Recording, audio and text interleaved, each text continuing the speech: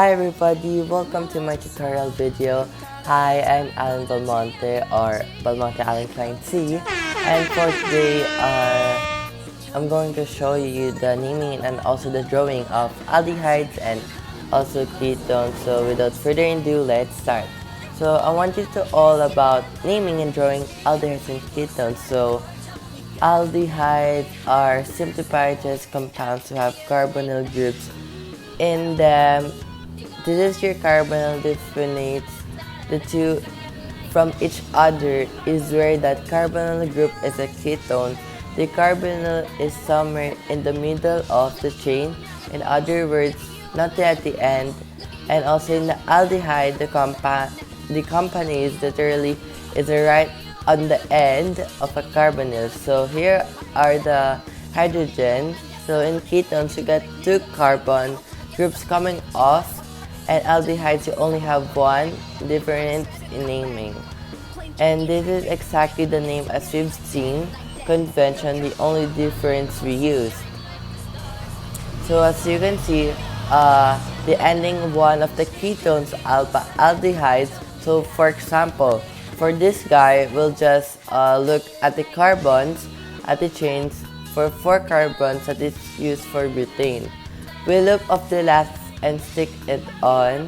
So the end of butane, there is no need to number locator, or that's the only number or only place you can put it through. And you have number locator in here. Aldehydes are using that in less common because of example for this guy, it's butane, but we're gonna loop it. So of the stick, it's gonna end so. Butanol 1 is a kind of fergunant because of aldehyde. There's need 2, but the number 1, the butanol need to know all, right? So naming these things are really pretty simple.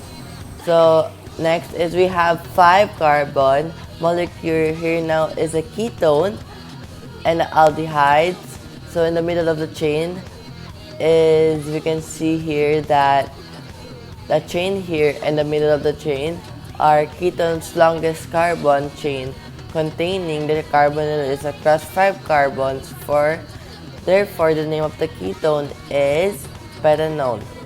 The name of on, so the E contains a pen came off.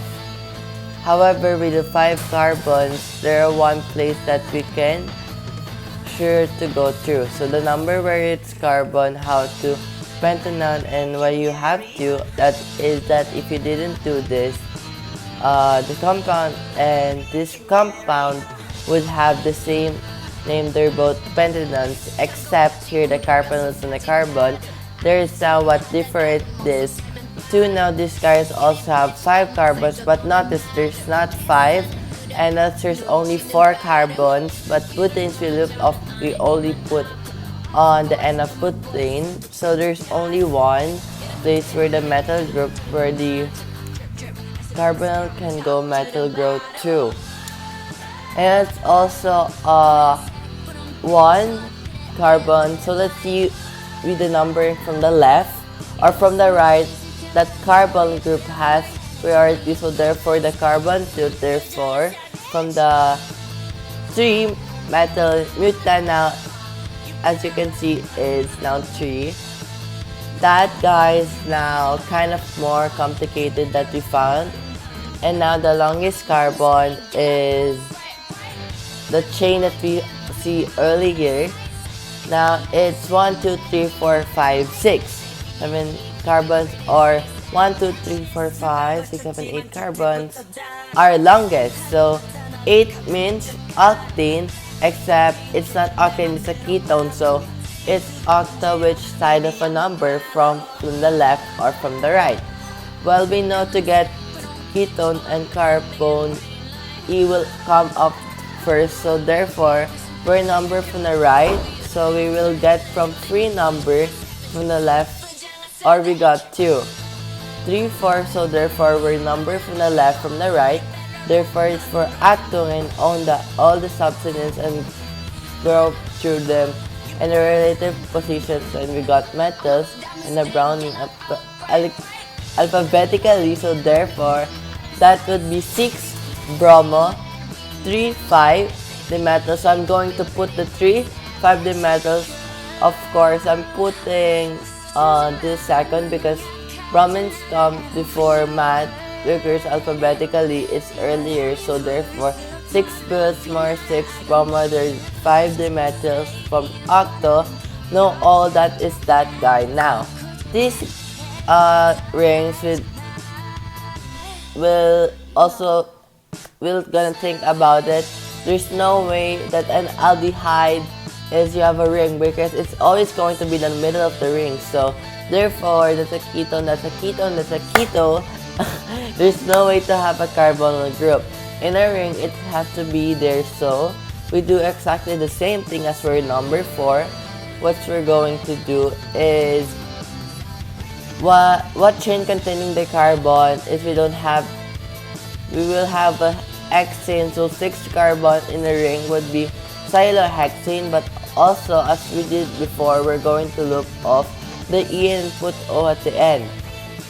There, as you can see, cyclones. Alright, so this guy now is something in this guy will be also look familiar.